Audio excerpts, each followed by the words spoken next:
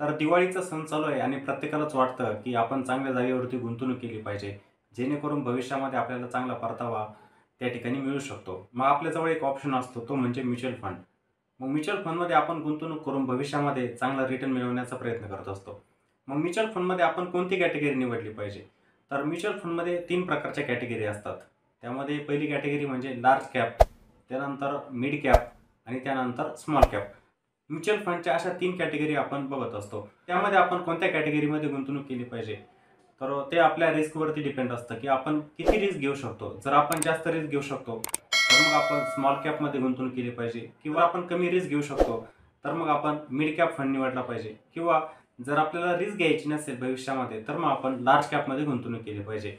तर ते गुंतवणूक करत असताना कोणकोणत्या गोष्टी आपण बघितल्या पाहिजे?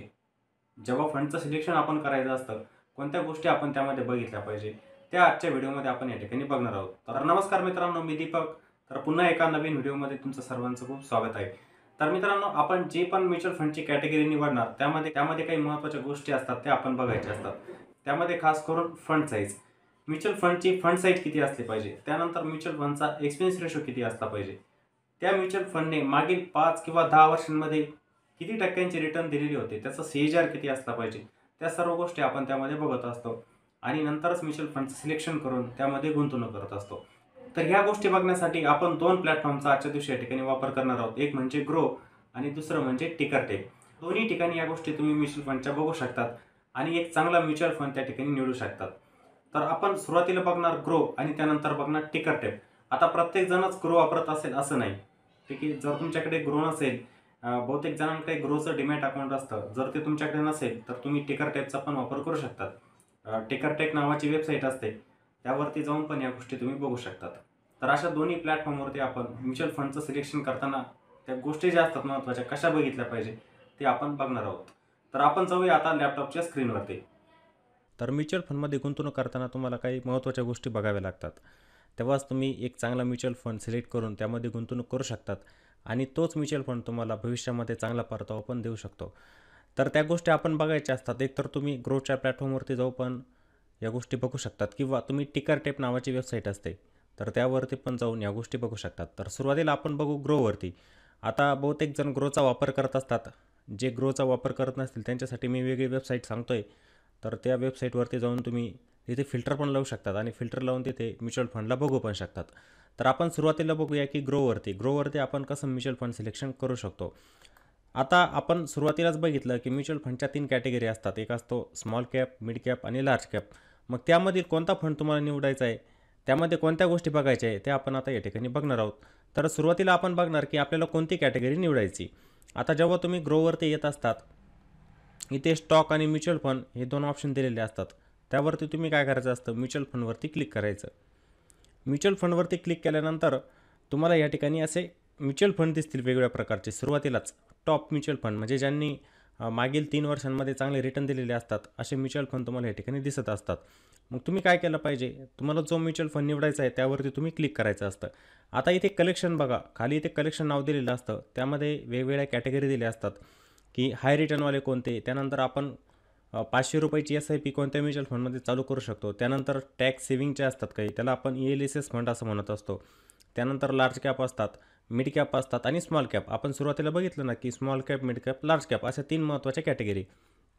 मग समजा जर तुम्हाला स्मॉल कॅपमध्ये गुंतवणूक करायची असेल, मग तुम्ही काय करायचं असतं, स्मॉल कॅपवरती क्लिक करायचं. कोणत्याही एका कॅटेगरीवरती तुम्ही क्लिक करायचं असतं. स्मॉल कॅप करा, मिड कॅप करा किंवा लार्ज कॅप. कोणत्याही एका म्युच्युअल फंडवरती तुम्ही क्लिक करायचं. मग इथे असे म्युच्युअल फंड येणार. ठीक आहे. वेगवेगळ्या म्युच्युअल फंडची नावं तुम्हाला इथे बघायला मिळू शकतात. मग तुम्हाला आता कोणत्या म्युच्युअल फंडमध्ये इथे गुंतवणूक करायची, ज्या म्युच्युअल फंडचं तुम्हाला सिलेक्शन करायचं आहे तुम्ही त्याच्यावरती क्लिक करायचं असतं. किंवा जर तुम्हाला कोणी सांगितलेलं असेल की असा असा म्युच्युअल फंड आहे, त्यामध्ये गुंतवणूक केलेली चांगली असेल, मग तुम्हाला जर त्या गोष्टी त्याच्यामध्ये बघायच्या आहे, तर तुम्ही इथे सर्च पण करू शकतात. इथे क्लिक केलं, तुम्ही एखाद्या म्युच्युअल फंडचं नाव टाकलं, तर तुम्ही याला इथे सर्च पण करू शकतात. किंवा तुम्हाला इथे नावे दिसतीलच, ज्या म्युच्युअल फंडने चांगल्या प्रकारचे रिटर्न मागील 1 किंवा 5 वर्षांमध्ये दिलेले असतात. ते म्युच्युअल फंडची नावे इथे दिलेलीच असतात, तुम्ही बघू शकतात. आपण हे ठिकाणी एक उदाहरण घेऊ. आता सुरुवातीलाच इथे दिलेलं बघा, quant small cap fund direct plan growth. तर आपण जो पण फंड निवडायचा आहे ठिकाणी तो कोणता, ग्रोथ. आपला प्लॅन जो असणार तो डायरेक्ट प्लॅन असणार आहे. डायरेक्ट प्लॅन ग्रोथ असणार, रेग्युलर प्लॅन नसणार, हे लक्षात घ्या तुम्ही. ठीक आहे. आपण जेव्हा अशा ब्रोकरेज प्लॅटफॉर्मवरती जात असतो, त्यांचे ॲप असतात, आपण सिलेक्ट करायचं असतं डायरेक्ट प्लॅन, रेग्युलर प्लॅन आपण सिलेक्ट करायचा नसतो. मग त्यावरती क्लिक केल्यानंतर आता आपण कोणत्या महत्त्वाच्या गोष्टी बघणार. इथे गेल्यानंतर आपण बघणार की मागील काही वर्षांमध्ये ह्या फंडने कसे रिटर्न दिले. म्हणजे आता इथे 3 वर्षांचा डाटा दिलेला आहे. तर इथे तुम्ही बघू शकतात की मागील 3 वर्षांमध्ये वार्षिक रिटर्न जर बघितले आपण इथे 46.26% रिटर्न, म्हणजे क्वांट स्मॉल कॅप फंडने इथे 46.26% रिटर्न ॲन्युअली दिले. इथं दिसतंय तुम्हाला ॲन्युअलाइज रिटर्न हे 3 वर्षांचे आले. ठीक आहे. त्यानंतर तुम्ही जर इथे क्लिक केलं 5 वर्ष, तर तुम्हाला दिसणार 30% रिटर्न. आणि आत्तापर्यंत म्हणजे जेव्हापासून फंड हा लॉन्च झाला तेव्हापासून ॲन्युअलाइज रिटर्न किती होते फंडचे ते दिलेले असतात. तर इथे ॲन्युअलाइज रिटर्न जे आहेत ना 17.74% या फंडचे. ठीक आहे. मग असा फंड आपण निवडायचा की याचे जास्तीत जास्त रिटर्न मागील काही वर्षांमध्ये होतं. म्हणजे आपण या ठिकाणी फंडची हिस्ट्री बघितली पाहिजे. आपण मागची हिस्ट्री बघायची असते की या फंडने मागील 10 वर्षांमध्ये 15 वर्षांमध्ये किती रिटर्न दिले. असं नाही की तुम्ही एखादा फंड निवडला त्याचे रिटर्न असणार 7-8%, 10%. ठीक आहे. असा फंड निवडायचा नसतो आपण. ज्यामध्ये जास्तीत जास्त रिटर्न आपल्याला मिळणार असतात तो म्युच्युअल फंड आपण निवडायचा असतो. त्यानंतर आपण एक महत्त्वाची गोष्ट या ठिकाणी बघायची असते, ती म्हणजे फंड साईज. जो पण फंड आपण निवडतोय त्याची फंड साईज ही जास्त असली पाहिजे. फंड साईज त्यालाच आपण म्हणत असतो AUM, असेट अंडर मॅनेजमेंट. म्हणजेच काय, फंड साईज. आपण जेव्हा आपण फंडचं सिलेक्शन करायचं तर त्या फंडची साईज जास्तीत जास्त असली पाहिजे. असं नाही की एखादा फंड आहे 500 करोड त्याची AUM आहे म्हणजे फंड साईज आहे, तर इथे लोकांचा विश्वास नसतो. मग जिथे फंड साईज जास्त असणार त्या ठिकाणी लोकांनी गुंतवणूक केलेली असते, लोकांचा विश्वास असतो. का असतो? कारण की त्या फंडने चांगले रिटर्न दिलेले असतात.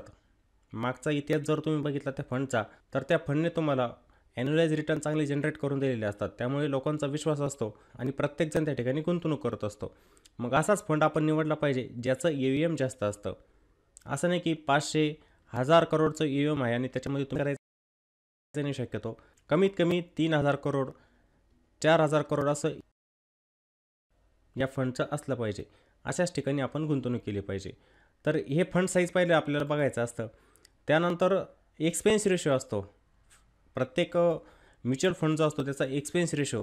आता जर तुम्हाला एक्सपेन्स रेशो काय हे माहीत नसेल तर तुम्ही काय करू शकतात, जर तुम्हाला एक्सपेन्स रेशो माहीत नसेल तर तुम्ही प्लेलिस्टमध्ये जा, म्युच्युअल फंड म्हणजे काय असतं, त्यामध्ये एक्सपेन्स रेशो काय असतो त्याला मी चांगल्या प्रकारे एक्सप्लेन केलेलं आहे, तुम्ही बघू शकतात. थोडक्यात मी तुम्हाला सांगतो, जी पण AMC असते ती AMC काय करणार, एक फंड मॅनेजरला नियुक्त करत असते फंडचं सिलेक्शन करण्यासाठी. म्हणजे तुमचा जो पैसा SIPद्वारे जमा होत असतो किंवा लमसमद्वारे जमा होत असतो तो एका स्टॉकमध्येच गुंतवला जात असतो. एक नाही तर अनेक, म्हणजेच काय, त्या म्युच्युअल फंडचा एक पोर्टफोलिओ बनवत असतो.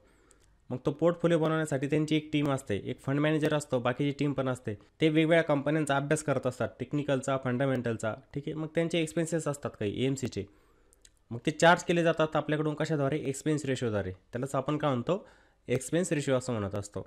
मग एक्सपेन्स रेशो जो असतो तो कमीत कमी असला पाहिजे. ज्या पण फंडचं आपण सिलेक्शन करायचं त्याचा एक्सपेन्स रेशो कमी असला पाहिजे. अशाच फंडमध्ये आपण गुंतवणूक केली पाहिजे. असं नाही की तुम्ही एखादा म्युच्युअल फंड निवडला आणि त्याचा एक्सपेन्स रेशो असेल 2, तर तुमचे भविष्यामध्ये रिटर्न कमी होत असतात. म्हणजे कसं, समजा ह्या फंडने आपल्याला ॲन्युअलाइज रिटर्न दिले 17% दिले आणि ह्याच फंडचा जर एक्सपेन्स रेशो असेल 2%, म्हणजे काय, तुमचे रिटर्न मिळत होते 19%. तुम्हाला रिटर्न किती मिळत होते ते 2% कमी झाले आणि तुम्हाला ॲन्युअलाइज रिटर्न मिळाले 17%. मग तुम्ही म्हणाल की 2% काहीच नाही आहे, पण जर तुम्ही त्याचं कॅल्क्युलेशन केलं, SIP कॅल्क्युलेटरमध्ये जर गेले, तुम्ही जर कॅल्क्युलेशन केलं तर तुम्ही लाखो रुपये त्या ठिकाणी देऊन येत असतात. मग तुमचे रिटर्न जे असतात ना भविष्यामध्ये बनणारे ते कमी बनत असतात. त्यामुळे एक्सपेन्स रेशो हा कमीत कमी असला पाहिजे. ज्या फंडचा एक्सपेन्स रेशो कमी असतो अशाच म्युच्युअल फंडची तुम्ही निवड केली पाहिजे. समजताय? तर इथे आपण जाऊया खाली, तुम्हाला दिसेलच, मी दाखवून देतो तुम्हाला. इथे खाली आल्यानंतर ग्रोमध्ये जेव्हा खाली येत असतात तुम्ही, इथे दिलेलं असतं बघा, एक्सपेन्स रेशो, एक्झिट लोड आणि टॅक्स. किती टॅक्स लागतो. ठीक आहे. टॅक्स तर प्रत्येक कॅटेगरी जी असते, small cap category, mid cap, large cap category, यांना सारखेच लागतात. ठीक आहे. एक्झिट लोड जवळजवळ 1%च असतो प्रत्येकाचा. त्यानंतर LTCG, long term capital gain tax असतो, तो पण सारखा असतो. त्यानंतर short term capital gain tax असतो, तो पण सारखाच असतो. मी दाखवून देईल तुम्हाला. इथे बघा, एक्झिट लोड किती, 1%चा. जवळजवळ प्रत्येक फंडचा एक्झिट लोड 1%चा असतो. म्हणजे जर तुम्ही म्युच्युअल फंडमध्ये टाकलेली रक्कम 1 वर्षाच्या अगोदर जर विथड्रॉ केली तर त्यावरती एम-सी काय करते, 1% एक्झिट लोड तुमच्यावरती लावत असते. समजलं, त्यालाच आपण काय म्हणतो, एक्झिट लोड असं म्हणत असतो. मग आपल्याला बघायचं असतं एक्सपेन्स रेशो. आता हा जो फंड आहे क्वांट स्मॉल कॅप फंड, याचा एक्सपेन्स रेशो आहे 0.77. हा त्याचा एक्सपेन्स रेशो. म्हणजे काय, एक्सपेन्स रेशो आपल्याला दिसतोय कमी. एक्सपेन्स रेशो पण आपल्याला कमी दिसतोय आणि मागील काही वर्षांमध्ये पण चांगले रिटर्न ह्या फंडने दिलेले आहे. तर हा फंड आपल्यासाठी काय चांगला असणार, अशा फंडचं मग आपण काय करणार, सिलेक्शन करणार. अशा फंडचं आपण सिलेक्शन करणार आणि त्यामध्ये गुंतवणूक करायला सुरुवात करणार. तर अशा सोप्या पद्धतीने पण तुम्ही म्युच्युअल फंडचं सिलेक्शन करू शकतात. काही गोष्टी अजून पण असतात, डीपली जर गेलं तुम्ही तर शिकण्यासाठी खूप काही असतं, पण या छोट्या छोट्या गोष्टी असतात त्या तुम्ही बघायच्या असतात म्युच्युअल फंडचं सिलेक्शन करताना. असं नाही की कोणताही म्युच्युअल फंड घेतला आणि त्याच्यामध्ये तुम्ही गुंतवणूक केली. असं नको व्हायला की त्या म्युच्युअल फंडमध्ये तुम्हाला इयरली रिटर्न मिळत आहे 7%, 8% आणि त्याच्यामध्ये तुम्ही गुंतवणूक करत जात आहे. मग काही जण लिक्विड फंड असतात, डेप्ट फंड असतात, त्यांच्यामध्ये पण गुंतवणूक करतात. त्यांना हे माहीतच नसतं, या गोष्टी त्यांना माहीत नसतात की डेप्टमध्ये पैसा जो असतो तो कोणत्या ठिकाणी लागत असतो. इक्विटी म्युच्युअल फंड असतात, त्यांचा पैसा कोणत्या ठिकाणी लागत असतो हे त्यांना माहीत नसतं. त्यामुळे ह्या गोष्टी ना तुम्हाला माहीत असल्या पाहिजे. समजतंय? तर ही गोष्ट आपण नक्की बघितली पाहिजे. म्युच्युअल फंडचा एक्सपेन्स रेशो आपण नक्की बघितला पाहिजे, तेव्हाच त्यामध्ये गुंतवणूक करायला हवी. जर एक्सपेन्स रेशो 1%च्या वरती जात असेल, काही फंडचा 1% असतो, काहींचा 1.5% असतो, काहींचा 2% असतो, तर 1पेक्षा जास्त जर या ठिकाणी एक्सपेन्स रेशो असेल तर शक्यतो आपण त्या फंडमध्ये गुंतवणूक टाळली पाहिजे. त्यामध्ये आपण गुंतवणूक करायला नको. ज्या फंडचा एक्सपेन्स रेशो 1%पेक्षा कमी असतो तिथेच आपण गुंतवणूक केली पाहिजे, नाहीतर त्या फंडला आपण टाळलं पाहिजे. समजतंय? आता इथे टॅक्सचं दिलेलं होतं. टॅक्सचं तर प्रत्येक फंडमध्ये असंच असतं, जेव्हा 1 वर्षांपेक्षा जास्त तुमची होल्डिंग होत असते, ठीक आहे, तुम्हाला लागत असतो त्या ठिकाणी long term capital gain tax. Long term capital gain tax तुम्हाला लागतो आणि तो असतो 10%. 10% असते. जर तुमची गुंतवणूक असेल 5 लाखांची आणि तुम्हाला रिटर्न मिळत आहे 3 लाखांचे, म्हणजे टोटल अमाऊंट तुमची होते 8 लाखांची. प्रॉफिट किती तुमचं 3 लाखांचं. मग त्यामध्ये पण तुम्हाला सूट दिली जात असते 1 लाखांची आणि जी बाकीची रक्कम असते प्रॉफिटमधले किती 2 लाख, त्यावरती तुम्हाला 10%चा टॅक्स लागत असतो. म्हणजे 2 लाखाला 10% म्हणजे 20,000 रुपये तुम्हाला काय टॅक्स पे करावे लागणार. त्याला आपण म्हणत असतो long term capital gain tax. समजतंय? हे प्रत्येकाला द्यावेच लागणार. जर तुमची गुंतवणूक 15 वर्षांसाठी असू द्या किंवा 1 वर्षांपेक्षा जास्त असू द्या, जेवढं तुमचं गेन असतं म्हणजे जेवढं प्रॉफिट तुम्हाला मिळालेलं असतं त्यावरती तुम्हाला हा 10%चा टॅक्स द्यावाच लागतो. समजतंय? जर तुमचं प्रॉफिट 1 लाखांपेक्षा कमी असेल तर द्यायची गरज नाही, तिथे कोणत्याही प्रकारचा टॅक्स आपल्याला लागत नसतो. पण जर तुमचं गेन 1 लाखांपेक्षा जास्त असेल तर तिथे मात्र तुम्हाला long term capital gain tax द्यावा लागतो. ठीक आहे, ही गोष्ट पण तुम्हाला माहीत असायला हवी. तर ह्या काही गोष्टी होत्या, ह्या बघून आपण म्युच्युअल फंडमध्ये गुंतवणूक केली पाहिजे. तर हे आपण ग्रोमध्ये बघितलेलं होतं. आता प्रत्येकाजवळ ग्रो असेल असं पण नाही, तर आपण टिकर टेप नावाची वेबसाईट असते, तिच्यावरती पण जाऊन म्युच्युअल फंडमध्ये कोणकोणत्या गोष्टी आवश्यक असतात त्या आपण फिल्टर करून तिथे म्युच्युअल फंडचं सिलेक्शन करू शकतो. तर मी आता टिकर टेप नावाची वेबसाईट आहे तिला ओपन करतो. तर ही मी आता टिकर टेप नावाची वेबसाईट ओपन केलेली. तुम्ही जेव्हा गुगलमध्ये सर्च करतात, टिकर टेप जरी सर्च केलं तर एक पेज असं इथे ओपन होत असतं. मी तुम्हाला सुरुवातीपासून ओपन करून दाखवतो. आपण गुगलवरती गेलो, गुगलमध्ये आपण सर्च करणार टिकर टेप. टिकर टेपवरती क्लिक केल्यानंतर सुरुवातीची जी वेबसाईट येत असते इथं, सुरुवातीची 1 नंबरची, त्याच्यावरतीच आपल्याला क्लिक करायचं आहे.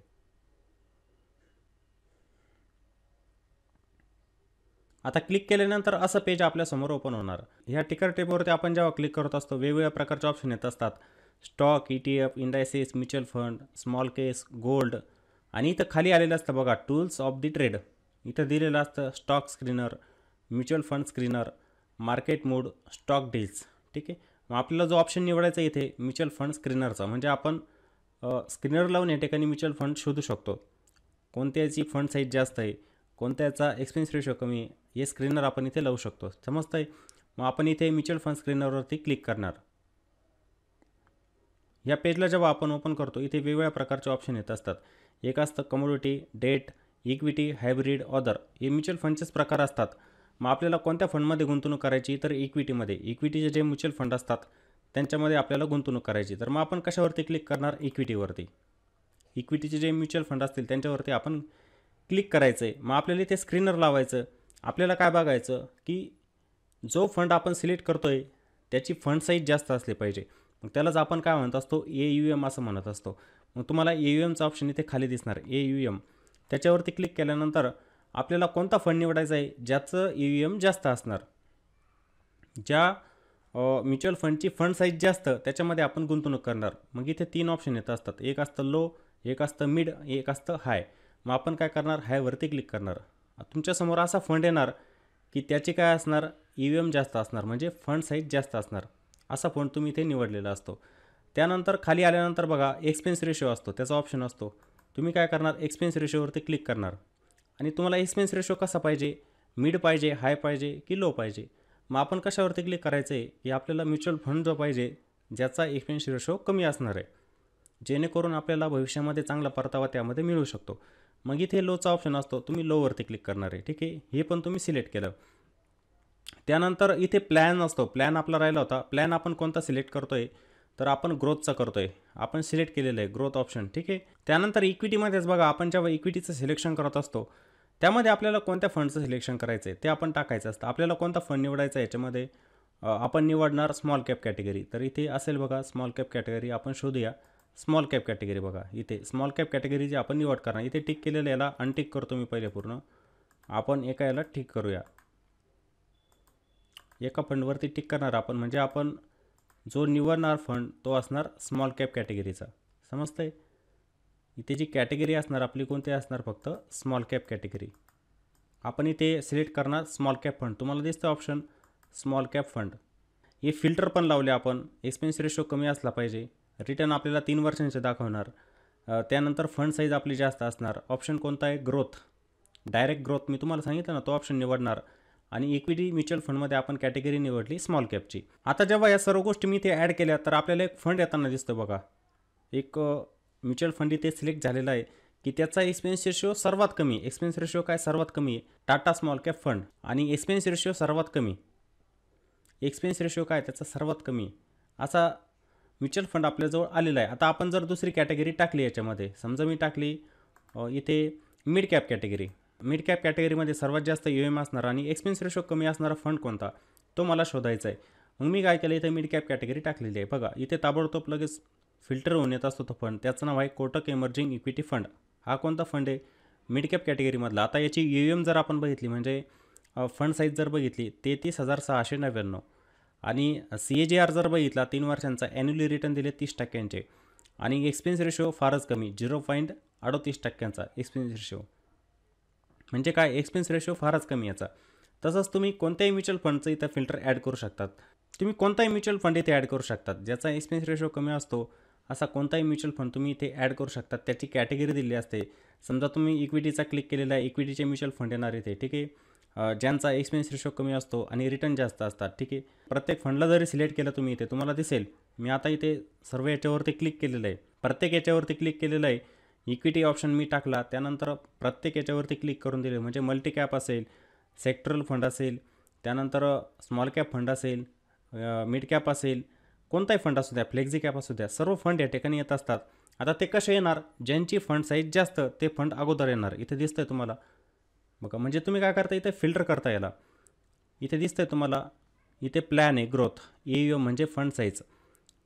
ज्या म्युच्युअल फंडची फंड साईज जास्त तो फंड पहिला येणार इथे. त्यानंतर CAGR म्हणजे कंपाऊंडेड ॲन्युअल ग्रोथ रेट आपण त्याला म्हणत असतो. म्हणजे इयरली रिटर्न किती दिले 3 वर्षामध्ये? 30%. आणि हा एक्सपेन्स रेशो असतो म्हणजे किती? 0.38%. इथे दिसेल तुम्हाला हा एक्सपेन्स रेशो झाला. इथे काय झाला? हा एक्सपेन्स रेशो.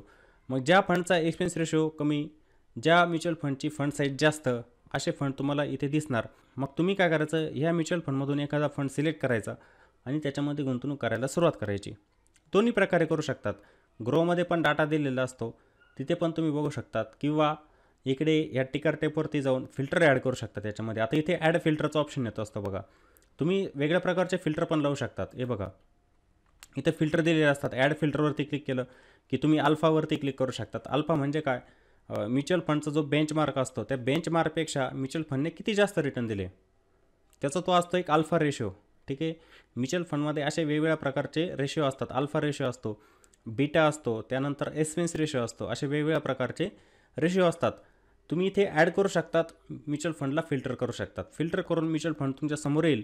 मग त्यामधील तुम्ही म्युच्युअल फंड निवडला पाहिजे आणि त्यामध्ये गुंतवणूक केली पाहिजे. तुम्ही असं वेगवेगळ्या प्रकारचे फिल्टर इथे लावू शकतात. त्यानंतर इथे जो पाहिजे म्युच्युअल फंड तुम्ही सिलेक्ट करू शकतात वेगवेगळ्या कॅटेगरीचा, जेणेकरून तुम्हाला म्युच्युअल फंडचं सिलेक्शन करताना जास्त समस्या येत नसते. तुम्ही कोणत्याही कॅटेगरीमधला म्युच्युअल फंड इथे निवडू शकतात आणि त्यामध्ये गुंतवणूक करू शकतात. तर प्रत्येकाने जेव्हा आपण म्युच्युअल फंडमध्ये गुंतवणूक करायची, ह्या आवश्यक गोष्टी असतात त्या नक्की बघायच्या असतात आणि तेव्हाच म्युच्युअल फंडमध्ये गुंतवणूक करायची असते. असं नको व्हायला की तुम्ही एखादा म्युच्युअल फंड निवडला, त्याचे रिटर्नच हिस्ट्रीमध्ये कमी, म्हणजे मागच्या काही वर्षांमध्ये त्याने कमी रिटर्न दिले आणि तोच म्युच्युअल फंड तुम्ही निवडला आणि भविष्यात पण त्यामध्ये तुमचे कमी रिटर्न बनले.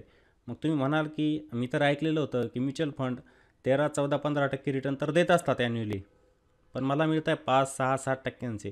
तर तुम्हाला त्या म्युच्युअल फंडची कॅटेगरीच माहीत नाही. तुम्ही डेटमध्ये लावताय पैसा, लिक्विडमध्ये लावताय की इक्विटीमध्ये लावताय हे तुम्हाला माहीत नसतं. त्यासाठी हा अभ्यास तुमचा असला पाहिजे. या काही गोष्टी असतात महत्त्वाच्या, त्या तुम्ही बघितल्या पाहिजे आणि नंतरच म्युच्युअल फंडमध्ये गुंतवणूक केली पाहिजे. तुम्ही ग्रोचा वापर करू शकतात किंवा टिकर टेपचा पण वापर करू शकतात. दोन्ही पण प्लॅटफॉर्म चांगले आहेत. त्यांच्यामध्ये ही माहिती तुम्ही बघितली पाहिजे आणि नंतरच म्युच्युअल फंडमध्ये गुंतवणूक केली पाहिजे. तर मित्रांनो, हा व्हिडिओ तुम्हाला नक्की आवडलेला असेल. ठीक आहे. ज्या महत्त्वाच्या गोष्टी होत्या म्युच्युअल फंडमध्ये त्या आपण कशा बघायच्या त्या पण तुम्हाला समजलेल्या असतील. आणि मित्रांनो, जर व्हिडिओ आवडलेला असेल तर व्हिडिओला नक्की लाईक करायचं आहे आणि व्हिडिओला कॉमेंट पण करा आणि व्हिडिओला जास्तीत जास्त शेअर पण करा. चला तर मग पुन्हा भेटू एका नवीन व्हिडिओमध्ये. जय हिंद.